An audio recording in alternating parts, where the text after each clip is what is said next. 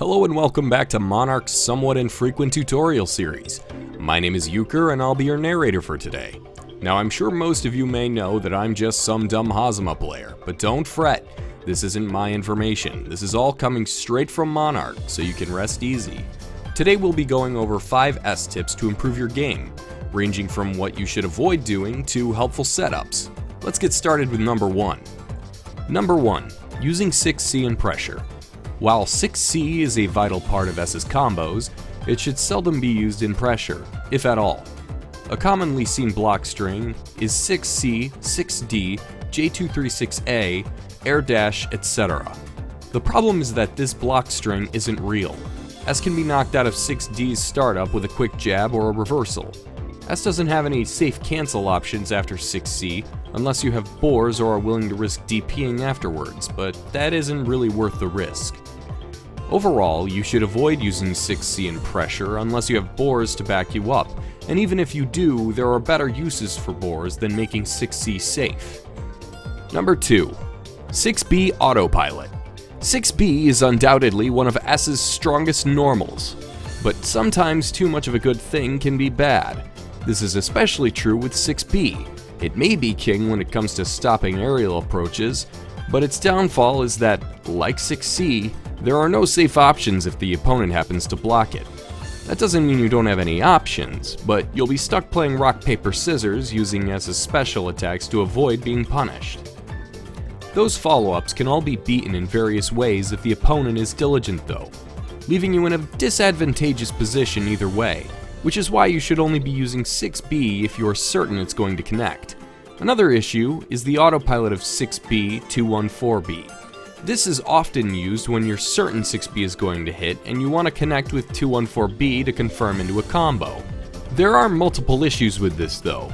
The first issue is what happens if the 6B was a counter hit. For a lot of characters, 214B won't connect on counter hit because of how high they're sent by the 6B. Secondly, if the opponent blocks 214B, your turn has pretty much ended. They can even punish you if they instant blocked it. Instead of autopiloting 214B after 6B, try going to practice mode and setting the dummy to random counter hit. React to 6B confirms by buffering jump cancel. If it was a counter hit, follow up with JD. If it was not a counter hit, then use a simple combo instead. You may lose out on damage on non-counter hit instances, but consistency is key. Number 3. Overextending. S is a well-rounded character that can adapt to a variety of situations, but her main weakness, if you haven't caught it yet, is her limited pressure game. Her Gatlings are very limited, and cancels into specials or drive, as explained earlier, leave noticeable gaps that can be exploited.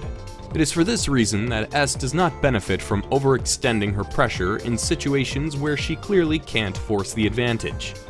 Backing your pressure up with rapid cancels, boars, or crests is always preferable. If you can't seem to open up the opponent without these augments, there's nothing wrong with retreating by jump canceling 5A into an instant air dash back and returning to neutral. S in most matchups usually doesn't have an issue playing at this range, so there's no harm in biding your time until you can open up the opponent. Remember, the farther you get into a block string, the less opportunities you have to make a safe getaway. Number 4. Implementing safe jumps and setups. One of S's stronger points as a character is that almost all of her combo routes allow her to end in a safe jump or crest setup. This allows her to mitigate the possibility of an opponent choosing to mash or DP on wake up. Take a look at a few examples.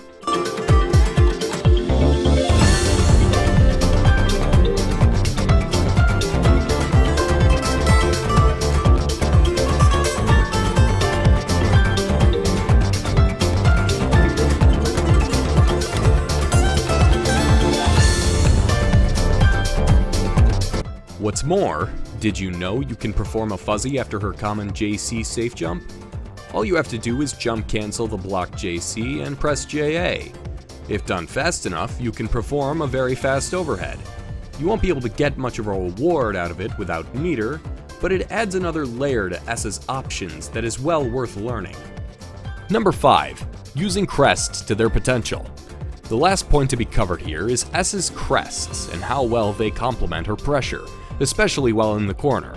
With the Crest set down and the opponent in the corner, S is at her strongest when it comes to mix-up options. Now that the Crest is there to protect you and make whatever mix-up option you choose virtually safe, you can get creative with how you want to open up the opponent. Take a look at a few examples.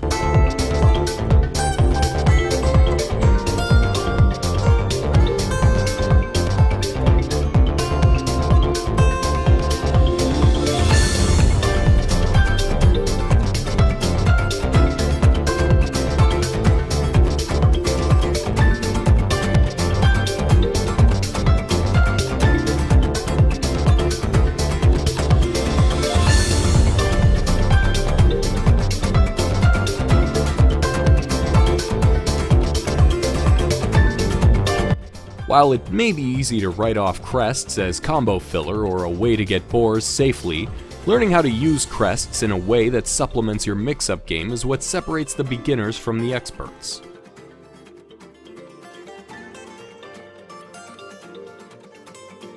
That's all for today. Thank you for watching, and enjoy your time playing BlazBlue Central Fiction. See you next time!